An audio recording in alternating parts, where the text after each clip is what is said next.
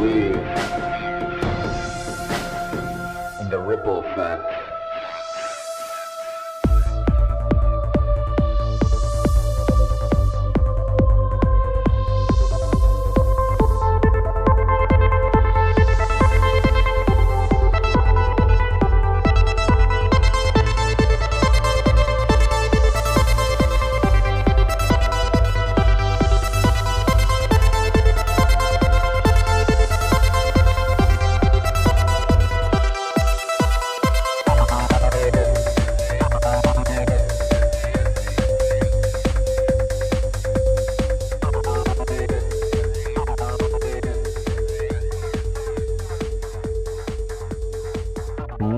What's up? Another episode of Ripple Effect Podcast. And boy, do I have a great episode for you today. Today we have returning guest, dear friend, podcaster, researcher, Monica Perez. And Monica was supposed to be on with Dave Rossi from the Generation Z podcast for the 10th anniversary of the Malaysian Airlines Flight 370 that went missing. Unfortunately, at the last second, Dave could not make it. Dave did do an amazing job on the Culture War podcast with Tim Pool, discussing his opinions and thoughts on what he thinks happened.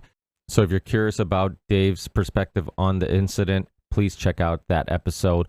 But today, Monica shares her perspective, her thoughts, her theories, and all the evidence that led to her coming up with these ideas. So prepare for a deep dive into the missing MH370 airplane story. But before that, let me remind you this is a value for value show. If you get any value out of the discussions I bring to you, please consider giving some value back. And I know you'll find value in this discussion and the next couple Ripple Effect podcast episodes already recorded. Like my next episode with Tom Nelson from Climate, the movie, and we go really deep into the climate hoax and into his film that's going viral. And soon after that, you can look out for an amazing conversation with Christian Hansen from the American Conspiracy, the Octopus Murders docuseries on Netflix. And Monica was nice enough to co-host that episode with me, and we had an amazing conversation with Christian. So if you value this show, if you value the work that I put into gathering interesting guests and hopefully sparking some interesting conversations, please consider giving some value back. You can rate the show, review the show, subscribe to the show on any of the audio or video platforms you watch or listen to the Ripple Effect podcast. Leave comments, post the show wherever you want, cut out clips, do whatever you want to get the word out there. That can definitely help, and it's a way you can help without financially supporting the show. But if you can financially support the show, there's tons of ways of doing so. You can support us on Patreon monthly, and if a small percentage of the people who listen and watch the Ripple Effect podcast donated as little as $1 a month, I could easily do the show full time. So think about all the expenses you have in your life. What can you get for $1? Basically, just about nothing of real value. But for $1 a month, you can help with the goal of contributing to the expansion and the growth of this show and helping with the goal of hopefully eventually doing the show full time. So please consider donating as little as $1 a month if this is one of your go-to shows. Anytime I have a go-to show like The High Wire or The Corbett Report, a show that I consume a lot, I start donating. And I know even though my donation is small, I know many of those small donations help those shows continue. So please consider doing the same for this show. You can also send a one-time donation via PayPal or Venmo. And like I keep reminding you guys, if you want a shout out, please let me know in your message when you send those one-time donations. You can also send crypto to our crypto wallet. You can send Ethereum, Bitcoin, and those addresses are on the website, rippleeffectpodcast.com. And speaking of the rippleeffectpodcast.com, I have a new sponsor and a new merch store. I'm really excited about this announcement. Some of you guys might know Ryan Graham. He's the host of the Independent Review podcast, but he's also a small business owner who owns Big Frog custom t-shirts and merch. And Ryan was recently on episode 505 of the Ripple Effect podcast. So if you want to learn a little bit more about him, definitely check out that podcast. And after that podcast, I reached out to Ryan about possibly having Big Frog take care of the Ripple Effect podcast merch. And I was really excited about also giving the business to a small business owner and somebody in the community and somebody that I like and enjoy, just like all my sponsors are people that I have direct connections with and I've had on the podcast and I know personally. And those are the type of businesses I want to support. Those are the type of people I want to connect with. And those are the type of people I want to help. So please check out the new merch store. The link on the Ripple Effect Podcast rippleffect.com will take you there. You can also use the URL, the Ripple Effect Podcast merch.com, and that will also take you directly to the new merch store. So please check out the merch store, support the Ripple Effect Podcast, support small businesses and small business owners like Ryan and Big Frog, and browse around, and hopefully you can find some stuff that you like. We have tons of designs, hoodies, t-shirts, and prior to opening our merch store with Ryan's company, Big Frog, I was sent a few samples and I was blown away by the quality of the material. I was blown away by the quality of the print. So I'm really excited about everyone checking out the new Ripple Effect Podcast merch store at the Ripple Effect Podcast merch.com. And like always, you can also find all these links in the show description. Now to the last couple sponsors. One is Content Safe. Content Safe syncs all my video channels together and also runs my website. So if you're a content creator, podcaster, streamer of any sort, definitely check out Matt from Content Safe. He can definitely save you tons of uploading time by syncing all your video channels on all your video platforms together. So you upload to one location, then magically that video will automatically upload to all your channels. So if you're looking to expand your reach, if you're looking to expand onto many of the other video platforms out there like Rumble, Rockfin, BitChute, but you don't have the time to upload to all those platforms, hit up Matt from Content Safe. Let him know you're a listener to Ripple Effect Podcast, and he'll definitely take care of you. The next sponsor is the University of Reason, created by Richard Grove. And check out the very popular autonomy courses. If you're at a crossroads in life, if you're looking to just do something different, connect with a liberty-minded, freedom-minded community, if you're looking to just learn some new skills, maybe expand some skills you already have, check out the University of Reason. Use a link in the show description, and hopefully you can help yourself and support the Ripple Effect Podcast at the same time. But like I keep reminding you guys, use the links on my website or in the show description when checking out my sponsors. And then the last one is Element Electrolytes, formulated and created by OG in the health and nutrition community, somebody who was one of the first people to open a CrossFit gym in the US. He was one of the first people who really made the paleo diet popular and wrote books and was in documentaries promoting it. He's a regular on tons of major podcasts like Joe Rogan's. He's a black belt in jiu-jitsu. He used to do bodybuilding, and he works with professional athletes. And who I'm talking about is Rob Wolf and his product, Element Electrolytes. If you're looking to stay hydrated while fasting or doing the keto diet, check out Element Electrolytes. Even if you're not doing those diets, it's still an amazing product. It's sugar-free. It's sweetened with the stevia leaf.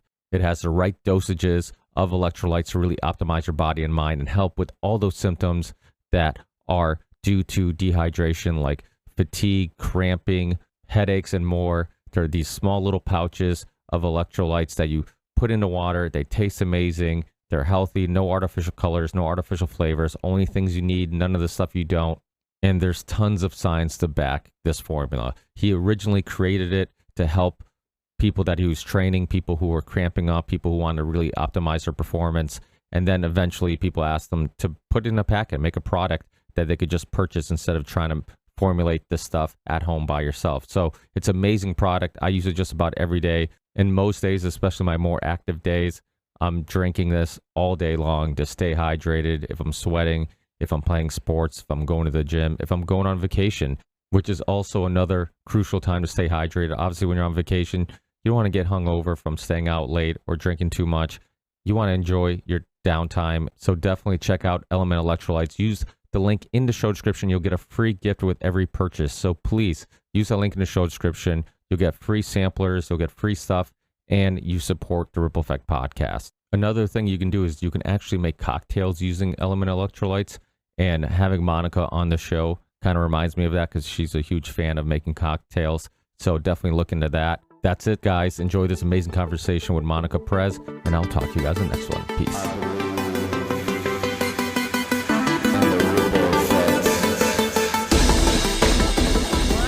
My story is, my belief is that plane went down at whatever it was, 1:20 a.m. over the South China Sea about an hour after it took off. And that the reason what I actually think happened, but this I don't really have evidence on, except for that it makes a lot of sense in three different ways. I think that lithium ion batteries were in the cargo hold, which they were, that's for sure. and that they caught fire. I mean, some people say it was because they were next to this like super gaseous mangosteen fruit. I don't know about that, but they caught fire, and uh, and that's what blew the plane up. Basically, they have fire control systems, but there were a lot of them in there, and whatever, it just couldn't. Actually, even if you put the fire out, have you ever seen that Russian plane that it was like 7 people died on it. It went up. It was a cargo plane. It went up and then it just fucking slid back out of the sky. There was a dash cam. Did you ever see that? It's it's horrible. Like it's horrifying to look at. And what happened was that somebody hadn't, they think, strapped down the cargo correctly. So when the plane took off, the cargo shifted and it just pulled the plane out of the sky. So even if they put the fire out, if it had caused a major redistribution of weight, it probably would not, there's a chance it could not have kept flying. That's what I think happened. It went on fire and that's when it like left the sky. And I think that makes sense because, well, also very shortly thereafter, or within a year, lithium ion batteries were banned from all cargo. So they don't let you put that in the cargo. And so I think that's another indication. I also think it explains why there would have been this massive cover up. Oh, and a really important piece of evidence is that an oil rig worker saw the plane burning. And so we're going to talk about that. But the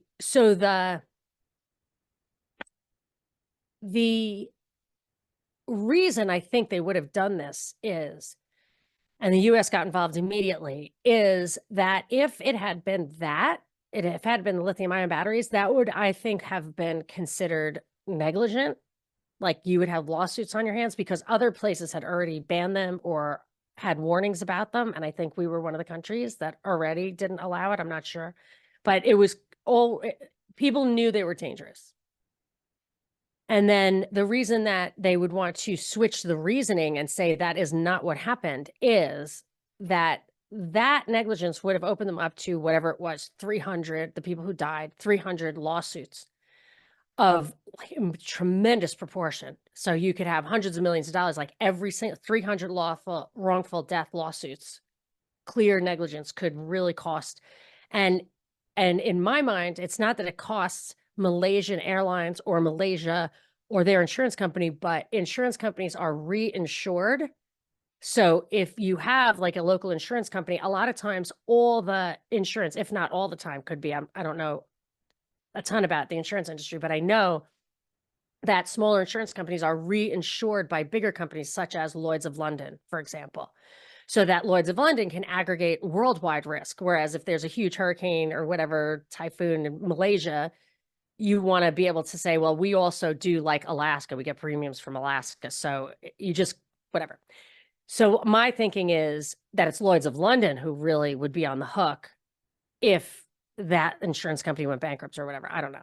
But those are the ideas of why I think it was that and why I think they covered it up. And I can tell you, I have like pieces of evidence of why I think it went down right there where it stopped, transmitting. So the batteries, were they, what were they doing with the batteries? They were shipping them. It was cargo. It was like a UPS shipment of batteries, not UPS, but you know what I'm saying? It was just boxes. It was for sale. It was wholesale merchandise, whatever it was. And, it wasn't like a bunch of laptops. And at the time you could ship them? They allowed it on their plane, but some places didn't allow that already. Like some people had identified the potential danger or had rules surrounding it. But after that, I wonder if I have that article. So what happened is this was so long ago, it's like 2014 or something, that was before my WordPress site got blown up. And so I had to like piece together my old thing, archive.org, and everything's 404. Like there's hardly anything. But there was an article like I had in my notes there that was like a year later, basically there was an international ban on lithium ion batteries. But I believe that's what happened. That most horrible tragedy I ever heard in my life was, well, next to the USS Indianapolis, but which I don't know if you know what that was. Oh gosh, that was horrible, but we won't talk about that right now. So off the coast of LA was a liveaboard, like a diving boat. And however many people, there were a couple of dozen people, and they all were charging their phones in the galley.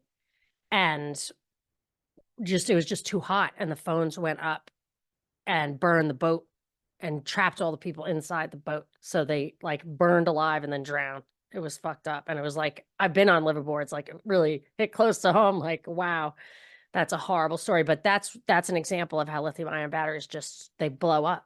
And actually, Ashton Forbes was talking about that. He acknowledged that they were in there. He acknowledges that there was a fire, but he said that the plane survived it. And at that point, like lost contact. But I don't believe. I don't believe it could stop. I don't think that it would destroy the black box. I think they knew the black box and actually where it was. And I think the South China Sea or wherever it went, which was like on the border of the South China Sea and the Gulf of Thailand or something, that it's like relatively shallow water, that they could have found the plane pretty quickly. And I think they did. And the US sent a warship there immediately. And if you look at where the search area for months and years and weeks and whatever, actually eliminated the place where the plane was. Like I can show you pictures of that. Like they would not allow people to search where I think the plane actually was because they don't want them to see the black box. They don't want them to see what really happened. I made you a co-host just in case you did want to. I saw that. If I had thought about it, I would have, because the pictures I have suck so bad that like I printed them all out so like you can see, but I didn't. I think I resuscitated most of my links, but I didn't put any. There's nothing pulled up. I'm sorry. Yeah, that's all right. So I can send you the links so people can look at them. So the theory is, so why would everybody help with the cover up if it was just a? Yeah, I think this is pretty much true for everything, that there's a couple of governments that might have known about it, like, or had suspicions. Vietnam, China, and Malaysia would have known, and maybe Thailand would have, I don't know about Thailand, would have known. We're pressured by the US to just mind their own fucking business. And it's possible that the people who, more than half the people on the plane were Chinese. And it's possible that both China and Malaysia had an interest in insulating themselves from that kind of liability, and that they didn't even need to know. Like the US government could say, hey, mind your own fucking business. We're going to take care of the search. We're going to pay for it. We're going to make sure you guys don't get sued. Don't cause any trouble. And when you see like China cooperated with the US on like COVID-19 and Event 201, like they do it. So, I mean, if it's in their mutual interest. And I think Vietnam wanted to help, but they just were, pushed out of the way. But I have also, and maybe we gave them money. Maybe we gave them money to give their little military exercises and stuff. Like, you don't know, because that search, I don't know if we paid for all of it, but it cost us money. The search that definitely was not where the people were. It was like the Boston Marathon bombing. Immediately after they like lifted the shelter in place and called off the search, Jahar Snive was found immediately because they were not looking where he was. So, I mean, that I wouldn't put that past him. But I have a few reasons that I think that it went down where they said it went down. So you want me to walk you through them? There's like 5 of them. Yeah, sure. Okay. So the first one is a big one. It's a guy named Mike McKay. He was an oil rig worker, and he wrote this email. Gentlemen, I forget who it was to. Anyway, it doesn't matter. I believe I saw the Malaysian Airlines plane come down. The timing is right. I tried to contact the Malaysian and Vietnam officials several days ago, but I do not know if the message has been received. I'm on the oil rig Sangha Merkur off Vung Tau. The surface location of the observation is latitude, blah, blah, blah, north latitude, blah, blah, blah, blah, blah. I observed the plane burning at high altitude and on a compass bearing of 265 to 275 from our surface location. It's very difficult to judge the distance, but I would say 50 to 70 kilometers along the compass bearing 260 to 275. While I observed the burning plane, it appeared to be in one piece. The surface, he's trying to help them find it. So that's why he's giving all the specific information, which is very helpful. The surface sea current at our location is 2 to 2.3 knots in a direction of 225 to 230. The wind direction has been northeast, east, northeast, averaging 15 to 20 knots. From when I first saw the burning plane until the flames went out, still at a high altitude, was 10 to 15 seconds. So the plane burned at high altitude 10 to 15 seconds. There was no lateral movement. So it was either coming towards our location, falling, or going away. So it didn't move side to side at all. So he couldn't tell it was going towards him, away from him, or coming straight down. He said the general position of the observation was perpendicular southwest of the normal flight path. So it was, I can't imagine that. He said, we see the contrails every day. It was southwest of the normal flight path, and it was at a lower altitude than normal flight path. On the compass bearing, or it was on the compass bearing 265, intersecting the normal flight paths and at a normal altitude, but further away. So he gives all this information. He saw the burning plane. So the idea that it was lithium ion batteries makes complete sense, because the plane had a massive, fast, bright fire. And then 10 or 15 seconds later, either it could maybe got blown out because, put a hole in the hull and just got sucked away, or perhaps the really intense fire control systems they have down there kicked in, but not before it was too late to be catastrophic to the plane. And okay, so that was at 1:20-ish, around when the plane disappeared. So also at that time, Malaysian. So then I also have evidence of the cover-up. So I'm telling you why I think it went down there, and then I'll tell you where the cover-up is. Yeah, Ashton does. He did talk about the fire. I think that is part of his theory. Well, he incorporates it into his theory, but it's not. He just says the plane went out, the fire went out. You know what I'm saying? Like, it's not germane to his theory. Yeah, he just has to explain it. Yeah. But for me, the fire is what happened. Yeah, it's funny because there is I mean that your theory does actually make the most sense. I mean, in regards to just like corporations covering up their, things for benefit. I mean, they've done that since the beginning of time, since the beginning of corporations. So it's like realm of possibility. But what's your theory on why allegedly they said they couldn't find any debris? Any theories on the specific people that were on the plane that people No, I think all of those are unfounded conspiracy theories meant to get people. Isn't that hilarious? No, yeah, my conspiracy theory is that the conspiracy theories are conspiracy theories. So yeah, it was a conspiracy to get us completely off track from what really happened, which is very, very simple. Not only did that oil rig guy see it, but 8 villagers who were outside on the beach heard it at the exact same moment. They heard a loud noise coming from the right direction at the exact time, and they all thought, and all of them went to the police at that time and said it sounded like the fan of a jet engine. It said the loud and frightening noise came from the northeast of Pulau Kapas, and we ran in that direction to find out the cause. We looked around the beach but did not see anything unusual. They thought it would be helpful to locate the missing aircraft.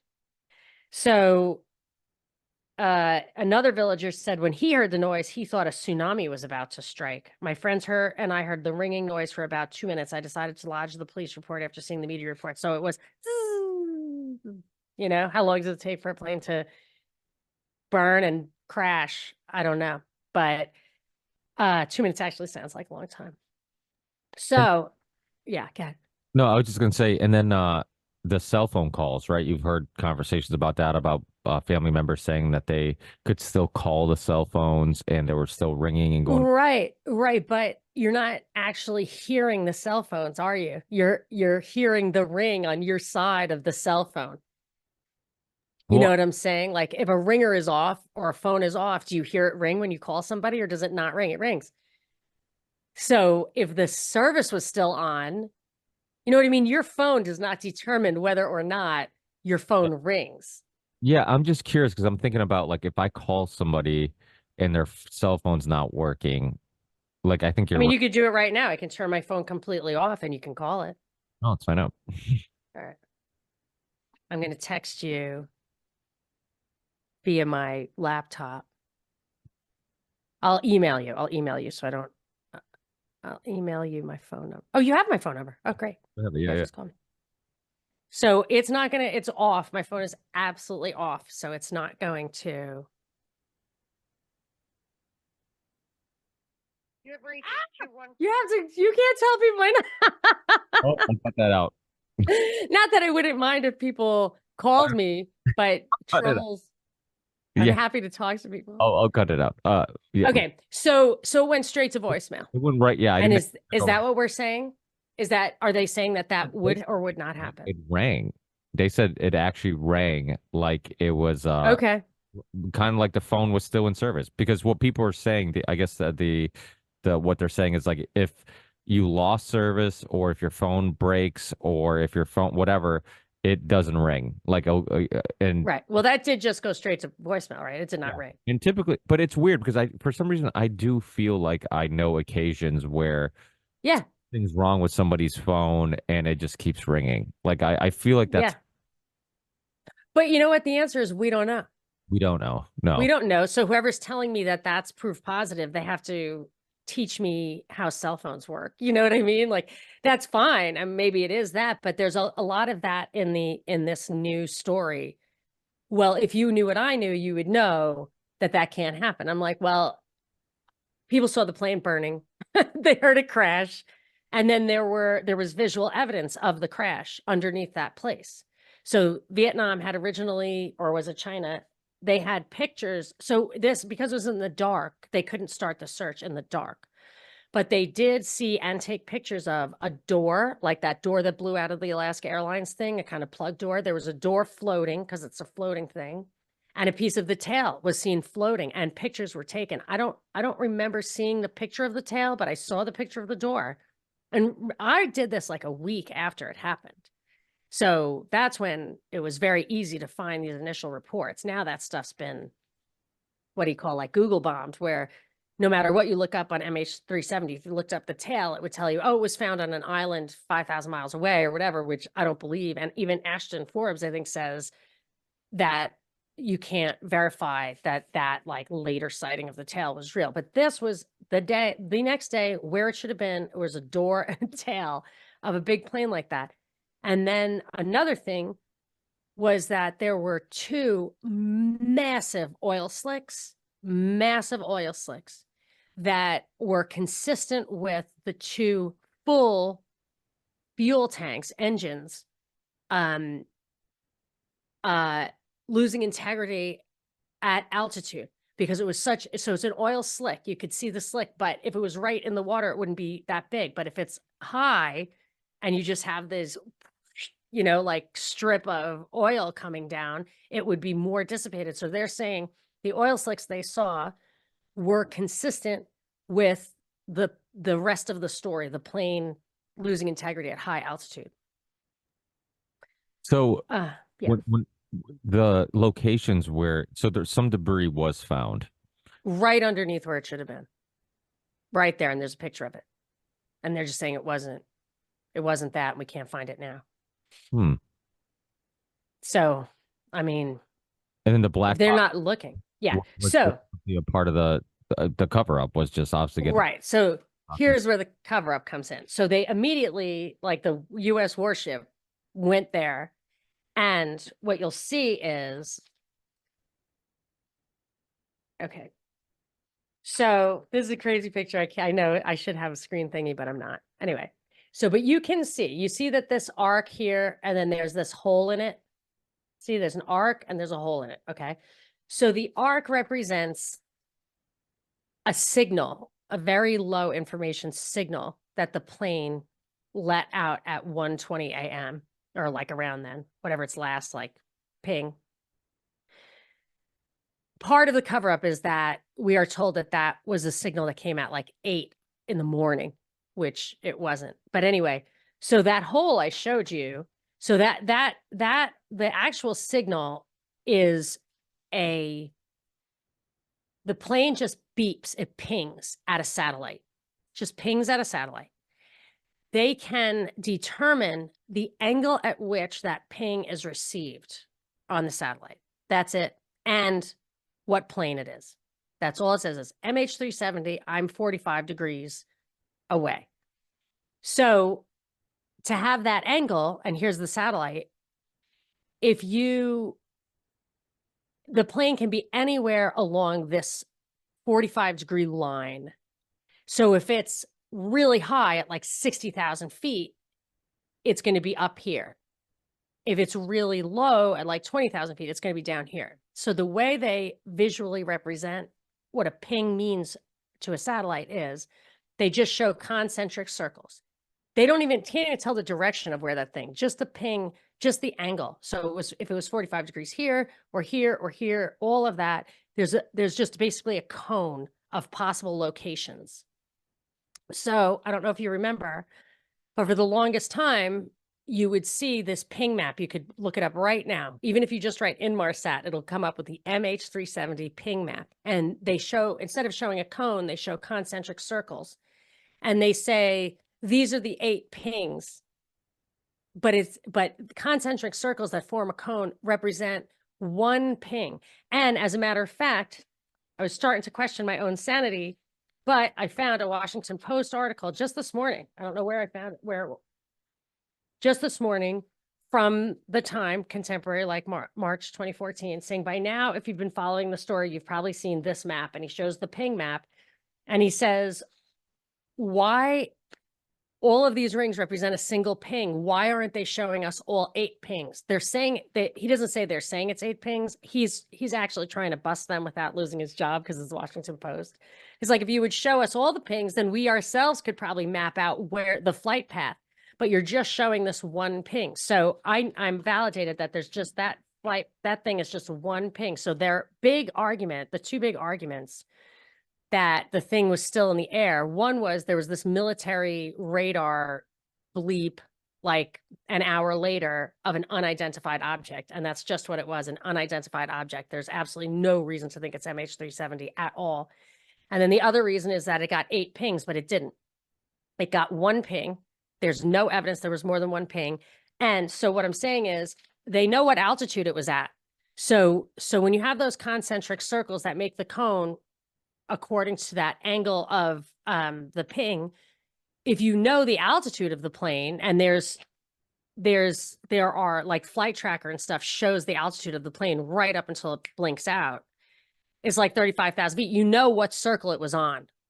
So that's the circle that it was actually on. And right there, where they cut a hole in the circle is where it went down, is where the plane actually is. But this line that has the hole in the middle defines the search area. They literally, and you can see many maps that show that, some maps that don't, but some maps that do, that the only place they did not search was exactly where it went down. And they used that cone ping map thing to act like that is all the possible locations of the plane, but it's not. There's only one possible location of the plane because those things represent different altitudes. And they know the altitude. So anyway, that's how I know they're covering it up. The ping is the thing. Watched any of the videos that they refer to Ashton, and I think Dave Zed was also in his conversations with them. Some of the videos saw some weird things, and that led to some other wild theories on what possibly could have happened to the plane. Do you think those are fake? Do you think that they're over analyzing them? What's your thoughts? This is all I can say is I have absolutely no idea of what I'm seeing, nor can I validate anything they tell me about those. What they tell me is, I don't know about Dave. I didn't listen to Dave. I listened to Ashton. What he says is, trust me, believe me.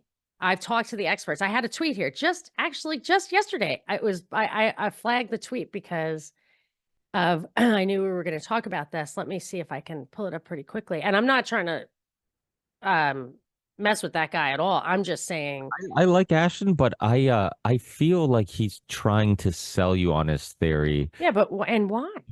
on his theory, because I think his whole like his whole life was something else, and now this is his life, and it's become his identity. And he was on was it the Concrete podcast or the Danny Jones podcast? He was on there, and the host kind of pushed back a little bit on him, in certain moments, and he seemed it seemed like a little of an awkward interaction at times, and it didn't seem like he liked to be pushed back too much, but they did engage, and I give the host a lot of credit for pushing back, because I think sometimes as a host, maybe you've experienced this a little bit yourself too. But my personal experience is sometimes when you like a guest and somebody takes time out of their busy day to come on, you try not to push back too much, because you don't want them Of to course. impression. You don't want, sometimes, and that's the thing from like a host perspective. It's like sometimes you want to push back more because you want to expose some more information or get to a maybe more interesting part of the conversation where there are some conflicting ideas,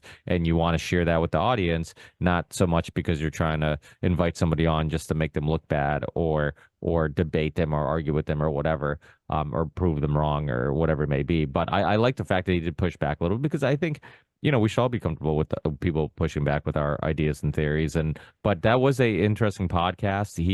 He seems, at times like he's convinced, like he's planted his flag here with this theory, and because of it, anything that like there's time to me, something that I always look for in debates or disagreements, anytime people disagree, is like if somebody you're talking to makes a valid point, do you ignore it? Do you try to deflect it and move on to your point, and completely ignore that they made a valid point? Or do you acknowledge and be like, you know what? Yeah, that's possible, or that is a valid point?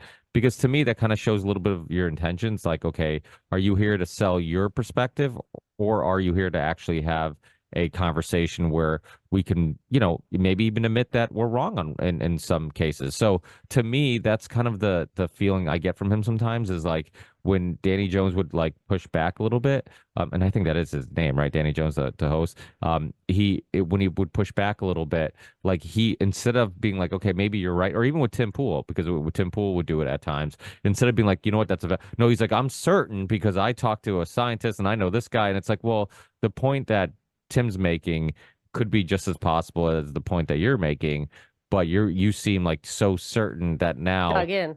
yeah, that it's making me a little bit cautious about, are Well, you, yeah. to your point, like this was I don't know if this was from yesterday, but I saw it yesterday, April 4th, I guess so, or maybe even sooner. Anyway, Ashton Forbes, just X Ashton, on Twitter says, the reason I'm 100% certain the MH370 videos are real is because they are consistent with science that I didn't even know existed when I first started the investigation back in August 2023.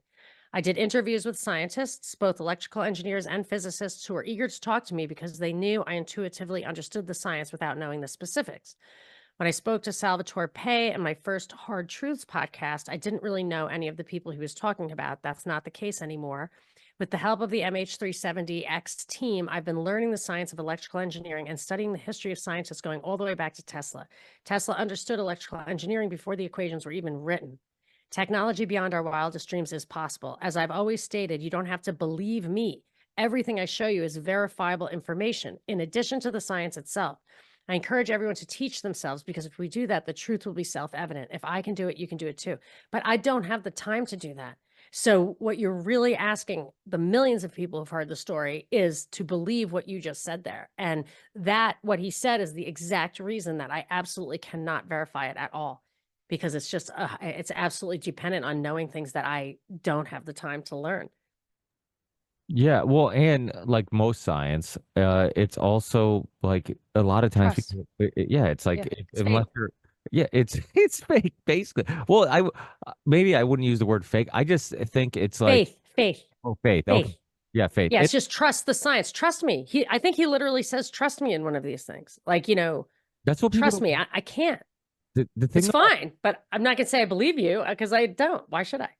yeah, no, I agree 100%. And but you're right. Like just about all, like people, it's so wild to me because people look at science like it is the only concrete positive thing that we have on this planet, right? It's like, oh, well, you can't debate this because it's science. And it's like, no, no, no, no. Like that's everything is a theory. Like it's based on like our understanding of things and testing and studies and other thinkers bringing their theories together to come to this conclusion.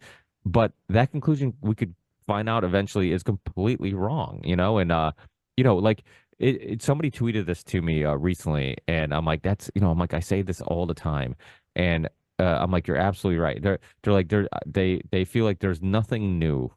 We're only rediscovering old wisdom and old technology and old knowledge of our past. And I've I think we've had this conversation, but last time you're on, and probably many times before that, like just how many secrets there are, in our history, and how many things, knowledge and information, and the way the universe really works, like how much of it can be suppressed from the public. That's why when you look at flat earthers, like I'm like, I don't blame them. I'm like they're lying to us about everything. I mean, Tesla. But I have like 5 different personal experiences that make me not believe in the flat earth, because that can be actually, as that induction, I think it's like where you can actually verify it with your own senses, which I think you can do with the flat earth thing. And I don't think you can do it here. But anyway, sorry, go ahead. Oh, so how do you how can you verify it? Oh, I've just had a few experiences. One thing is I was on a Concorde once. The Concorde was like a rocket basically, and they used to call it the rocket anyway. And you're so high that you actually see the curvature of the Earth. That was one thing. So I just observed it with my own When you say eyes. you're so high that they gave you weed It's before you like went. 60 that no, I was exhausted. I got through one glass of champagne. No, 60,000 feet, which might have been very fun to be high. But no, I was only high in one way. I was way up there and I saw it. You could really see it. And that's one thing. Another time, this is all when I was an investment banker and did a lot of traveling. I I had a job. I had to go to Indonesia for something, for like a bankruptcy. And I decided to leave from New York, which is where I was, go east. And then, even though it really cost me, because on that leg I did Singapore Air, which, oh my gosh, I'm just, wow. Like, I'm sure they had like a brothel upstairs. I didn't get upstairs, but it was just the most incredible experience of my life. But I didn't take it back because I wanted to keep going east. So I went, and then I went home east, and like where the sun rose and everything, like all made sense. So I circumnavigated the globe personally in a couple of days' time. And then I had a listener who was in the service, and I've since verified this or whatever. Like, my father's in the Navy, so I feel like he would know if it wasn't true, that the warships can fire guns they can be below the horizon. So like if you're the target, you cannot make visual contact with it, but it can still shoot you, but it has to take into account the curvature of the Earth. So it's all the way down here. It would shoot straight up, and then the thing falls. But because you're actually so far away that the curvature of the Earth makes a difference. Otherwise, you would be visible across the horizon. You have to set your sights. You have to set your target to be to include the fact that it will fall away more than just gravity, because you also have that curve. So these are just some of the reasons that I feel like, okay, now if you want to, we can take it another round if you want. But for me, that's where I'm landing, because that's what the evidence tells me. Same thing with this MH370 thing. Like, I understand everything they're saying. It makes complete logical sense to me. There's no piece of information that does not fit here, including basic truths about greed and lies. You know? Yeah, I guess the only part of the theory that I think would be that I'm still trying to grasp a little bit is just how so many people were involved in the cover up and what would their incentives be in helping out with the cover up. But if that's the only thing that No one was involved in the cover up. Very few people were involved in the cover up, in my opinion. I have very few people. I think because the warship got there and kept anyone from, I don't know if it did that, but I assume it just kept anyone. It was not in the search area. It was not in the search area. So absolutely nobody outside the original like Malaysian authorities. And remember, they then did the other false Malaysian airline thing over Ukraine. And I believe the PM, was it the Malaysian guy who got deposed? That like the Wall Street Journal went after him. And I believe the Malaysian guy was removed from power. So I think they had a lot of blackmail on Malaysia. Like I think that government was always under pressure anyway and just wasn't going to take anymore. I mean, that Ukraine thing was complete nonsense. And nobody, like, that was kind of covered up. I mean, nobody says, well, obviously it was full of cadavers and the US shot it down. Like nobody says that, even though that is probably what happened. I don't know. So I feel like not too many people would be involved in the cover up. And South China Sea is a highly disputed area. So it is possible that right where it wasn't in total control of China, or where China would definitely get in bed, because that's a quid pro quo thing. It's why Putin doesn't out ISIS as a US operation, because he uses it for his own propaganda. That makes sense. Yeah. Yeah. No, I was pondering on all the theories, and I really was hoping we could talk about space time and Yeah. Well, you'll have to save that to Dave, because I was thinking that like I can't counter, like my version of the story is completely like mutually exclusive from theirs. But I wanted to say something about when when you deal with when you have guests and you don't want to push back and stuff. So this is something that's happened to me on my own show, on Union of the Unwanted, whatever. Like you're talking to somebody and you're thinking, like, I don't know if this guy's completely on the level here. And I used to feel this about WSB too. They were really good to me. I would never throw them under the bus. Like, you're stupid to do that. They're your host. Like, although actually there was only one time that anything was ever like, please don't talk about this. And it was a personal, like, health matter of the woman who owned it or something like that. I can't remember. It was just like, it wasn't even interesting. But like, that was just, they were like, please do not. And so nobody did. That was it. That was the only time they ever suppressed me until like I was fired. But so I would never just openly be rude like that. All you can do, because you don't know for sure. Like, some people can just be wrong. All you can really do is, in a very friendly way, ask questions, and they are either answered to your satisfaction or they're not.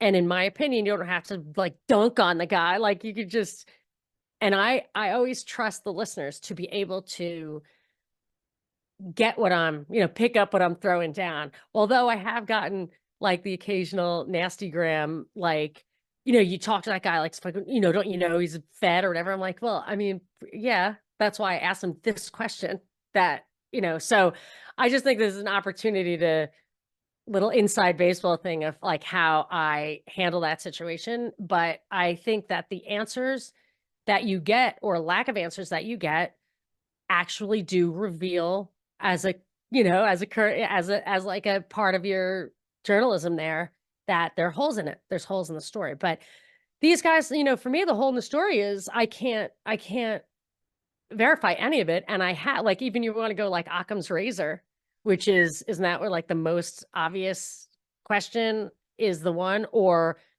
if there's only one possible explanation, that is the explanation. Like, that to me is this.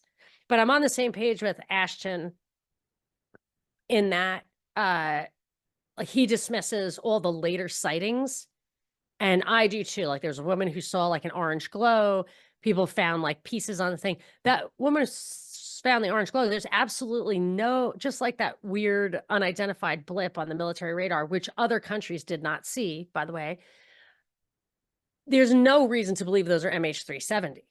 All of my data points, the debris, the oil, the visual observation of the burning plane, the audio observation of the crashing plane, all take place right where that plane was supposed to be, right where that was the only plane it could be. And that's that. So unless you're saying I saw an orange glow, therefore MH370 is here. And I'm like, well, no, like, I saw an orange glow, but Ashton agrees with me there. Like that stuff isn't the MH370 at all. Yeah, and so obviously you don't subscribe to the idea of a suicide by the pilot either, right? That type. No way, not a chance in the world. First of all, it's did not fit his personality at all. The two other cases of pilot suicides I've ever heard, because it's virtually unheard of, both were false flag, psyop, whatever. Like the German Wings plane, no fucking way. I cracked the code on that one too. There was a German Wings plane that smashed into a mountain in Europe. Yeah, no. That I forget what it was. I think they shot that one down, but like the story was absolutely wrong. Definitely no suicide. And then there was a really famous one. There was an Egyptian Air plane that took off, I think out of Boston. And I guess it was, I don't know how it actually went down, but it was said that the pilot committed suicide. But like, I don't know if it was El-Sisi or his predecessor, Mubarak. I don't know whose enemies were on that plane, but a bunch of the generals who were enemies of those guys were on the plane. And the plane went down, and it was definitely not suicide either. So the suicide thing is usually wrong.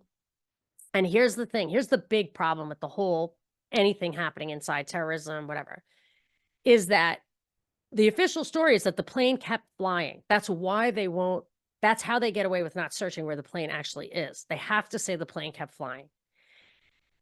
But then it would have let off these signals, not only the ping, the Inmarsat ping, but the ACARS, another like transmission that has a lot of information. So if you had an ACARS, you really would know where it was, but no more ACARS came out. No more Inmarsat pings came out either, but they're lying about that. They're saying you kept getting the pings, but how did you turn the ACARS off? That's why they say the pilot crawled around, got the ceiling off of in the cockpit, which is not something you can do. Crawled around in there, figured out how to disconnect this thing, which you can't do either, along with the other guy. There was another guy in the cockpit with him. Somebody had to disconnect that thing, which just did not happen. Did not happen. And what people who say where are the bodies? Where are all the bodies of the people on the plane? That is a great question. I don't know. I feel like they could still be in the plane. Like I just feel like when the US warship got there to sanitize the scene, because where's the black box? Where on earth is the black box? You know what I mean? So they got to it. It got to. Yeah, without a doubt. I mean, that's the thing about a lot of these events. It's like without a doubt, like regardless of what you believe, it's and I am sold on your theory. I think out of all the theories, it definitely makes the most sense. There you can't deny there was a cover up, and that's the thing about like conspiracies that's hilarious to me because people are always like, "Oh, conspiracy theory." They throw this term around all the time, like it's a silly term to use. It's like how many historical events or news events are basically like without a doubt conspiracies? I mean, the Malaysian airline, like you said, like regardless of what people believe, everybody agrees that there was a cover up going on. Like nobody believes the official story. Yeah. Everybody feels like they're being lied to. You watch the Netflix, documentary on the plane, which you want. I can't watch that stuff. It makes me crazy. I couldn't watch the Uncle Ted stuff. I cannot watch anything where I actually know the truth. I cannot stand it. It drives me crazy. I will say the one that they did a decent job on, and I actually have them coming on. With Danny Casolaro, right? Yeah, I've heard that. Yeah, Christian. And I have a lot of books on him. I've read all of that stuff from way back. Yeah, well, way back. Funny because I was so into that story that when I met Charlie, I thought his book was about Danny Casolaro, and I'm like, wait, oh, I know. Yeah. Like, wait, it's not about Danny. I'm like, yeah. Literally... There is a book by Jim Keith called The Octopus about Danny Casolaro. It's a really short book, but man, is that Jim Keith is my favorite conspiracy researcher, basically of all time. But he died in 1999, so There's nothing new from him, but he did cover that one, and it was good. And he did a little on the Oklahoma City bombing, and he did all sorts of stuff on mind control. You've got to look into Jim Keith if you don't It would know be him a good already. name. I've definitely Oh, probably ran into his work at some point, but maybe it's funny. There's so many great researchers back in the day that I forgot about. yeah. I'm searching. Vietnam, the Vietnam found, this is a headline, Vietnam searchers report spotting plane debris, which they did. Um, But yeah, I mean, like all these, it's like 9/11. It's like regardless what you believe, Here's another one. Oil slicks offer sign that Malaysian jet crashed. out of Military airlines, doubts about the military track of the plane. Here's what's odd about that ping.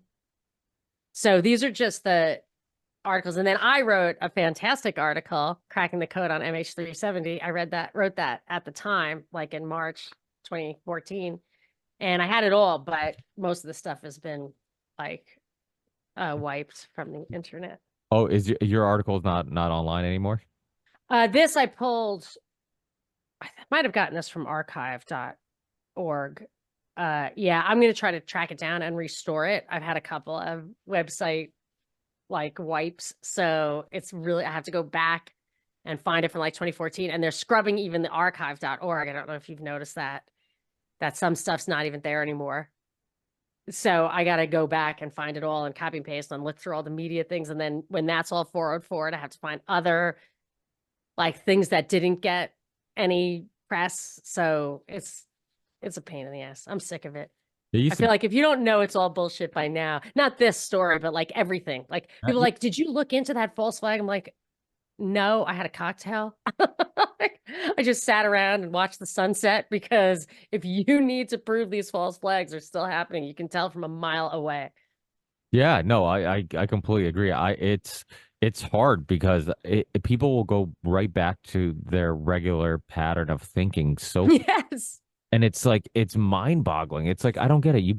You're like that girl who keeps getting hit by her boyfriend, but he's like, oh no, he's nice now. He's not. He said he's not going to do it anymore. It's like you've been Right. hit about 100 times. Like it's like you just admit that he's not going to change. He's a liar, and the government and everything else is basically that. Everything is used. That's why even the moon landing, like the moon landing, that's really out of the realm of possibility that they could have lied about that, but they've lied about everything else. I mean, this is during the era that the CIA was just killing democratically elected presidents, even our own. They're just, no problem, and yet you think like that's where they would draw the line. No, they wouldn't lie about the moon. I'm not even sure what the moon is. I have a lot of weird thoughts on what the moon is, and you know, well, my kids will ask me sometimes, like, how come we can see the moon in broad daylight? And I'm like, that's a really good question. I think about that sometimes. I'm like, why is it there? And the sun's right there. And I'm like, and according to like my understanding, like I'm sure there's some like mainstream explanation for it that we just have to have faith is the actual explanation that explains this And you never see the back of it. no, right? And dark side of the moon, right? I mean, that's really weird that it rotates and revolves exactly. Seem like you imagine like how that diameter needs to be. Oh, by the way, we're gonna get an eclipse here in a minute. Like I'm probably gonna go watch the eclipse. Yeah. We'll wrap We'll it up. wrap it up. Let me just tell you a Any few conspiracy things about theories what you about were the saying. eclipse? Let's see. Hmm? Predict. There's a lot of predictions on what's going to happen. Have Oh, you heard? nothing. Not? Yeah, I don't think anything either. But people are saying Nothing. that like a cyber attack. They think like we're going to lose power. I'm like, yeah, I know. Maybe. I mean, maybe because people are in control of that. So if our fearless leaders want to F with us in that particular way right now, they would. But if You it's know, organic, no. my kids wanted to get out of school early to watch it, and I'm not a big fan of public schools anyways, or school in Yeah, general. yeah, who cares? Yeah. One less hour of brainwashing they get. Yeah, So I'm perfect. always all for it. So I'm like, anytime we have a excuse to get them out of school, we'll get them out of school. So because I'm like, school gets in the way. You're learning. You do a lot of learning when you're not in school. So Yeah, they can observe it themselves, which is great. they're going to come out of school, and so my wife calls the school and to get them out early, and they're like, they have over 100 kids getting out of school early to watch this. And I've had a lot of people text message me. They're like, why are they making this thing such a big deal? Why is there so Yeah. much public, just interest in this. It's just hey, it's an eclipse. Like, what's the big deal? And I'm like, I don't know. And I think that's Yeah. why conspiracy theories are coming. But I think the news will milk anything. It's just like we live in new. It always boggles my mind with snowstorms. Like people, every time there's a snowstorm, Yeah. like they just winter advisory, winter, and I'm like, it's just snow. It's winter. It's just winter. You can be advised that once at the beginning. Yeah, so I But a don't. friend of mine wanted to come over and show me his little thing show me his apparatus to watch the eclipse. So I was going to allow that, but I never would have even thought about it, except for that he asked to do that. But I wanted, so they should show it at school then. They should be showing it at school, but that Outside. encourages I'll give every first classes. Yeah.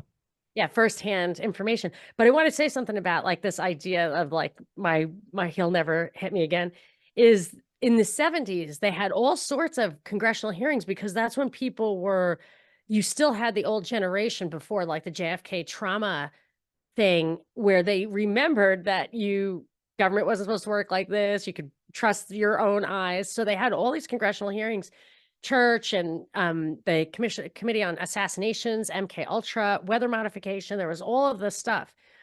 And then they said, and Jim Keith gets into this, like when that happened, like all evidence of MK Ultra, which he has tons of from before, it's really shocking, is completely gone.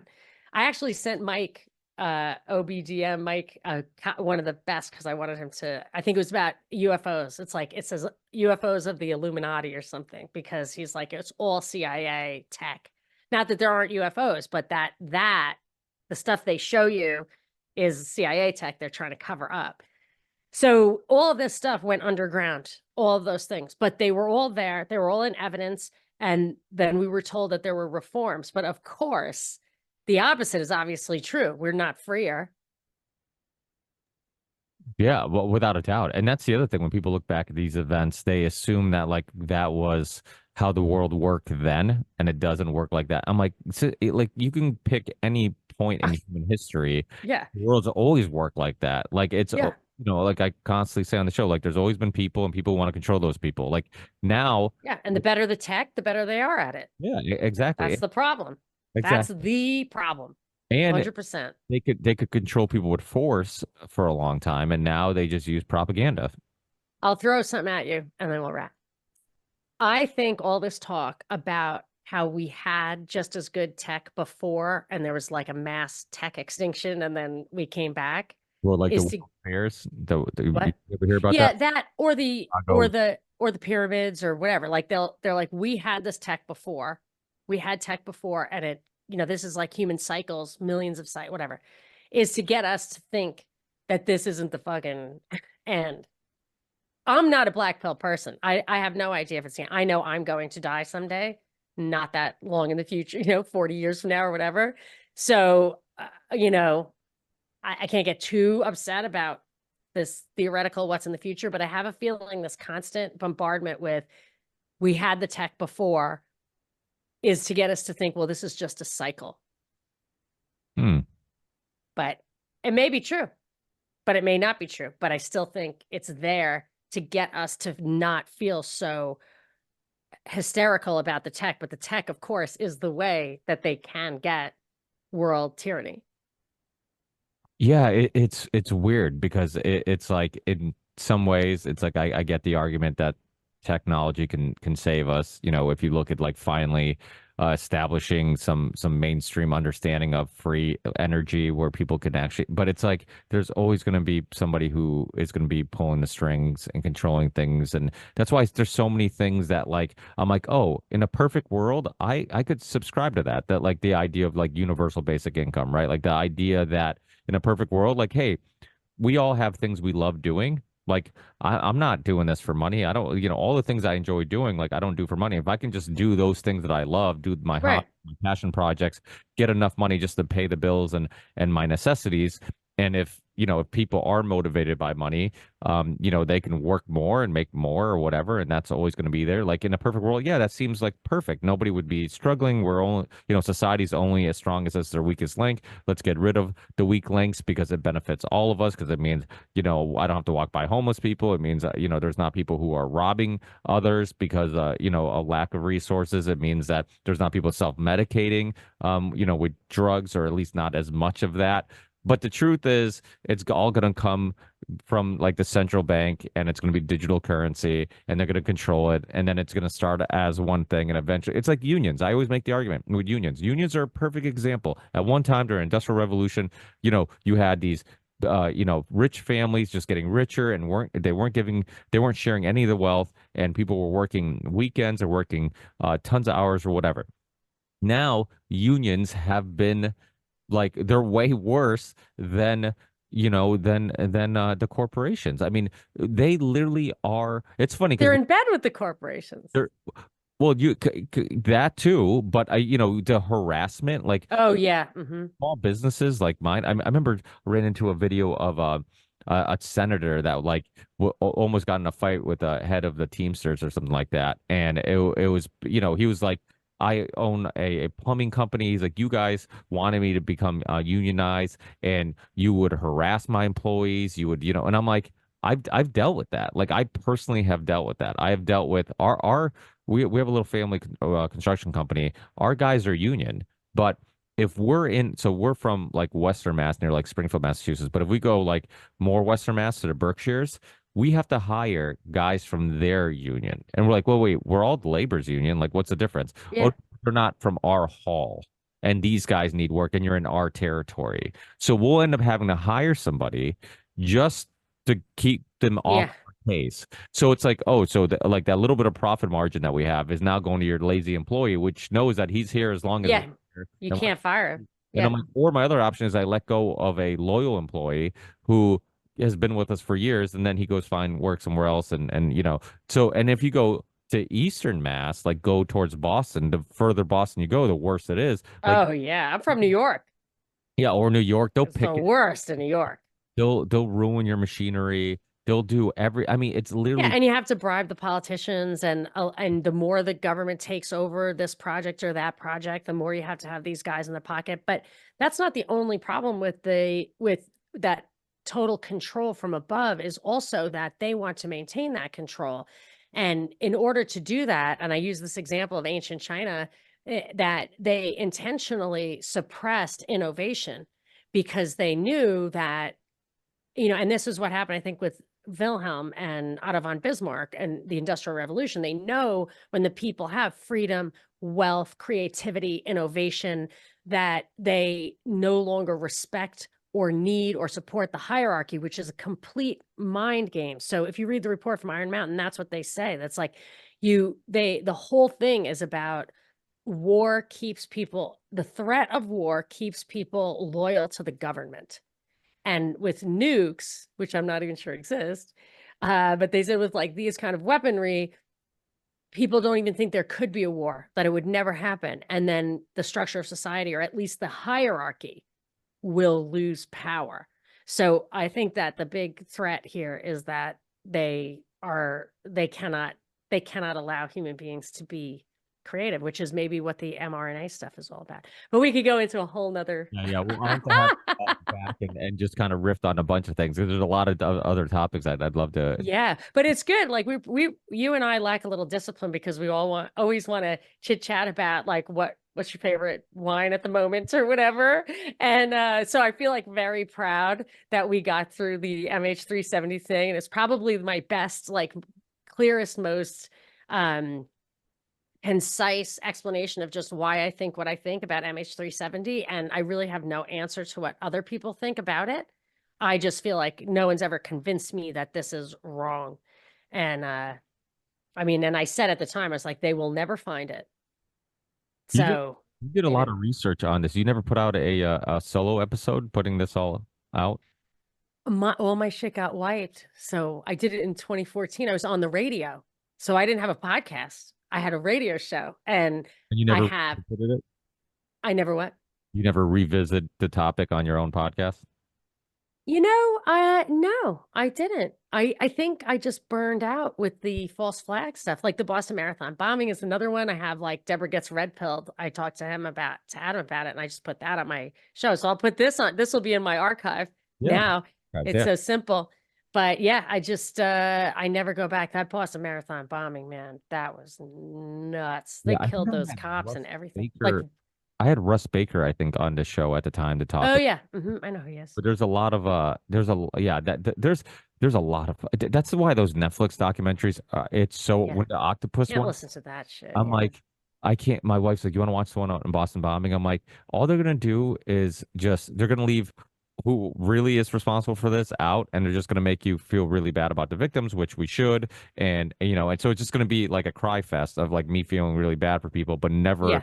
really highlighting who's responsible. I dug into probably five stories like this back in the day. I mean, it had like Ukraine, which is lost forever.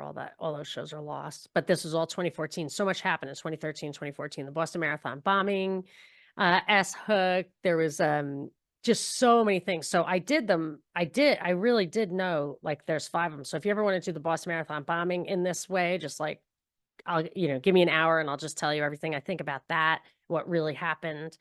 And there's a few, and then I'll have my archive. I don't have to do it by We myself. need to do. It's funny because the OKC bombing was a similar type of topic because it was actually on my birthday, April 19th, and so it was like growing up, it was always like a date that like was just Oh yeah. green.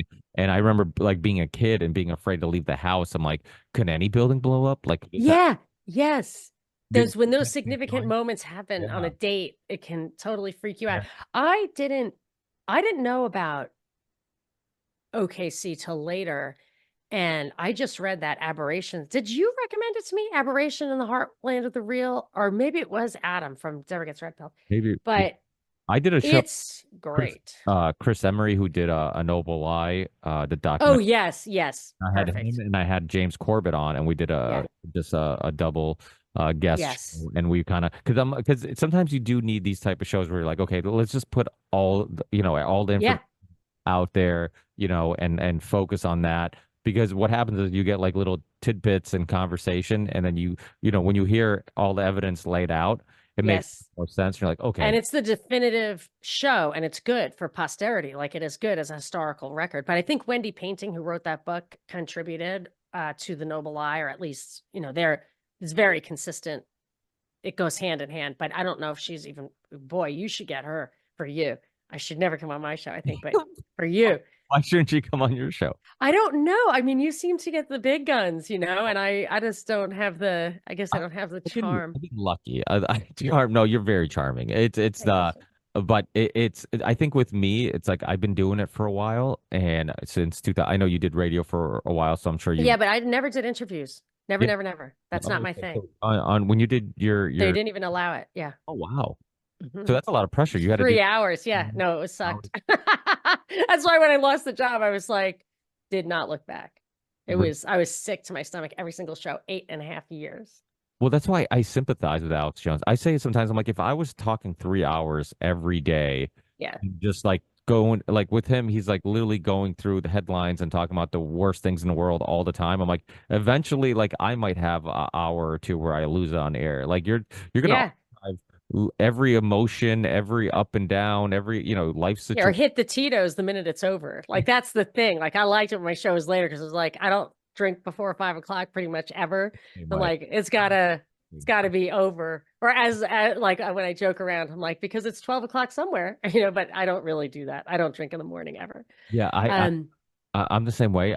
When I drink, I've been so programmed to like when I drink, it's like when I'm winding down that if I start day drinking, like I'll start winding down way too early. I'm like, I got too much to do. yeah, And I'm like, so it's like I like to be super productive. Then at the end of the day, I'm like, I can enjoy it now. Like now, yes, no, I agree. Then you've got like a little hump that you got to get over anyway. So, yeah, I don't want but to. yes. Yeah, go. Oh, I so know you're probably in a rush to go, so I don't want. I've been holding I'm you not up. in a super rush, but I did want to tell you about if we want to wrap on this that so I returned to that style. So I started. So I don't know if the last time we talked to you. And actually, I had to cancel our last scheduled show because my mother did die after, being in need of help. I hate to call her ill because she was fine. She was just fucking old and hard to take care of, but it was such a great, I can't even be sad about it. I had such a great experience with her. And I knew I had to I had to neglect the show, which I lost a lot. Like when you build something up, like you get that search engine and stuff like that, you have to keep it going. And I didn't. I was like, I'm just going to let God, I'm just going to trust God that I'm doing the right thing, making this a priority. And so I really lost the thread of doing any kind of firsthand research or deep dives or any of that. But now I forgot how much I enjoyed it. And so I'm starting to do it, but just like I did on the radio. So I do the stories of the day. I take, comments instead of calls, but I hope to get calls. I do play a few clips. And it's so much better than the pressure of being on the radio. Plus the radio, people would call, they'd be listening to Rush Limbaugh all week. And then I would say, Iran does not have nukes or whatever. And they would fucking call me and just be so mean to me. So I would have to listen to Rush all week so that I would know when people were going to yell at me, I'd have to have an answer to everything. So now that it's friendly territory, it's just super fun and entertaining. It would be nice to have a hostile call once in a while so that you can dunk them. Somebody's on your turf, uninvited, and people like that. But so I would invite you to check it out and tell me what you think. And I'm open to suggestion if you think I'm not adapting the format correctly to podcasting. And it's available on your Rockfin channel and oh yeah, Rockfin. So I do it live on Rockfin, Rumble, YouTube, everything in video Tuesdays and Thursdays at 2:00 Pacific, 5 p.m. Eastern. So that way we can all chat. And it went from I just didn't even advertise it. So I had a dozen people, but then immediately, I've got a couple of hundred people. So I get good comments and a little rapport. And then as soon as it's done, this is why I have a crack producer. As soon as it's done, he turns it around. He gives the I'm gonna lick your ear sound, which is my aspiration, and he gets it into my podcasting feed within an hour. So on your way home from work, you can listen to it almost live on the podcasting feed, but it is actually live on Rockfin and Rumble and YouTube. So and you live stream on all of them at the same time? Yes, is that bad? No, that's good. I It's StreamYard. It's just like a business, it's like 6. I don't use the super high quality Rockfin thing. I only use just StreamYard, which isn't as good because Rockfin has a better system, but I don't use it. Yeah, I after I got kicked off YouTube, I kind of abandoned live streaming. So the only time I live stream is on our Union Unwanted show, and then I did my 500th episode. I live. Oh yeah. For I wipe it every once in a while. As soon as I see I got a strike, I just go in and I wipe everything off of YouTube. So that they can't give me another strike. Mike said that he was getting. Now, maybe I'm misremembering this, but I'm pretty sure he said that he had videos that he unlisted and were private that he was still getting strikes for. Yeah, me too. Yeah, absolutely. Private. How can you get a strike for something that's not even out there for the public? No, and I actually lost all the shows I did with Garland on election integrity because I got I woke up to 3 emails warning, strike. And then I went in and I had made them all private. And I had to go in and delete them all without backup. Not that I care. I mean, it was, in the moment, I don't need it. But anyway, so yeah, it will definitely, I'll probably lose the YouTube channel. I don't care.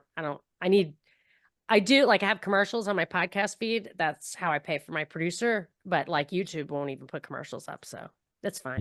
Yeah. But I hope you like that. I was hoping that I was adding some value because the interviewing thing, I cannot do the super long form interview. I was never really trained in that, but the solo stuff is but that's wild. Analyzing the news in real time is. I feel like I could kill an hour with you.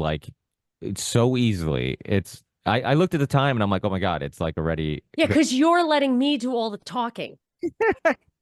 So you know what I mean? So if you were on my show, it would be the exact same thing, which would not be me interviewing you.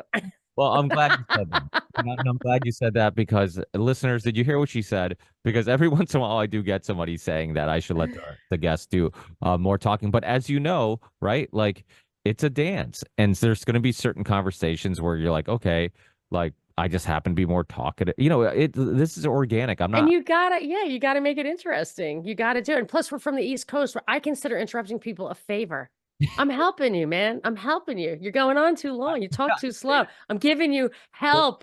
Because I sometimes people interrupt me and apologize. I'm like, no, you don't understand. Like I needed interrupting. Right. You're welcome. Yeah. Like if not, I would have never stopped talking. So that's so funny. It is the East Coast thing, I think. It's Well, good. It's like, yeah, it's good. So good. well, Until next time. I'll put links to all that stuff Thank in you. the show description. I will definitely keep you in the loop for the next Union of the Unwanted also because Thank you so much. I'm doing one in another week or so. Yeah. And let's see what this eclipse looks like. And I'll put this. I know. I'm super excited. And so my new thing is the Monica Perez show. I got my old feedback from WSB, which was very nice. And yeah, so that's good. And I look forward to seeing you again soon. Is the next one on Monday? I'm gonna touch base with the guys because I know we had Adam Curry on recently, and then Adam Curry talked about the show on his show on the next episode, and Ooh, that's John great. and he's like we were I think I don't know if it was on air or after the show or pre the show, but at some point we were talking about how we would like to have John on too. So in that episode of No Agenda, he talks about how he's like, oh, and they said they would love to have you on too, and John's like, oh yeah, I'll go on, you know. Oh, great. So maybe I'm gonna hit up John and see when he can come on and join us. It's funny because that show is one of those shows that like a lot of people in our community listen to, but it's almost like they're a separate they have been a separate community because it's like they have their own little thing and people are super I don't listen to stuff like that because it messes up my own original take. hmm. So I can listen to interviews like for you, but I don't want to listen to other people's opinions. Sometimes it's the same and sometimes it's different, but like you'll never hear me saying something they said because I heard them say it. Ah. Yeah, Hey, I aren't can't you do it. And Greg Carlwitz says he does the same thing. Not about them, but he's just said, I don't want to listen to anything that I want to talk about until I've talked about it. so he wants to go into every topic with like virgin airs and like a clean slate Yeah, and original, so he can have his own impressions. Or I shouldn't speak for him, but for me, I want my own original insights, which is why I don't follow a lot of that stuff, which would be fun to follow and it would be easy, much easier, because then I would have all the ideas at my fingertips. But I want to just get like an first impression. But now that I do the show on the day of the news, nobody, I'm usually first anyway. But that's why I'm a little behind on like podcasting who's who. yeah. That makes sense. It's funny because I wonder if I've been doing it wrong, but I'm like the opposite. I try to bring in or try to I try to observe like as many opinions and perspectives as possible, and I try to filter out, obviously mentally in my brain, like just try to filter out the things that don't make sense and try to stick with the things that do make sense and kind of hear conflicting opinions on that and kind of like, sometimes it could be information overload where I'm just Yeah. like, I've heard a lot of different things and I'm not sure where, but I think a lot of things aren't, as cut and dry and black and white as people like to make it seem that there are a lot of good points and perspectives on many different sides of a argument. And you're asking people questions about their stuff that is their expertise. That's why I had to used to listen to Rush. Like I had to know what that was going to come at me. I had to be able to, but as far as like my own opinions now, I don't need to do that. So I absolutely do not. I've But yeah. to do a call-in show for a while just because I'm curious what would happen But the like, problem is with podcasts, only people who like you are listening. And that's not good calls. So what you want is to do like a pair up with somebody who has like a similar size following who's like a different political bent so that his callers, that's what I always think is like the hidden potential of TNT is that they have a huge audience. You inherit people who were listening to the previous show. If they alternate between like liberals and conservatives or libertarians or whatever, they could have a real call-in thing and the calls would be interesting and elicit, and I would love to achieve that, but I have yet to figure out how. The only thing I'm thinking is I need like a liberal who's got following. that Good luck with that. or even a liberal who would be interested in doing any Yeah. type of just work together with somebody Yeah. else. A Yeah, truthy liberal. A yeah, yeah. truthy liberal. I mean, Anyway. Pasta's out there. Yeah, no, he's too popular now. Anyway, all right, I gotta go. I Hey, gotta go. thanks. It's Hey, two thanks. minutes to 11. Hey, keep in touch. We'll talk. All right. Thanks. Thanks, Ricky. Talk to you soon.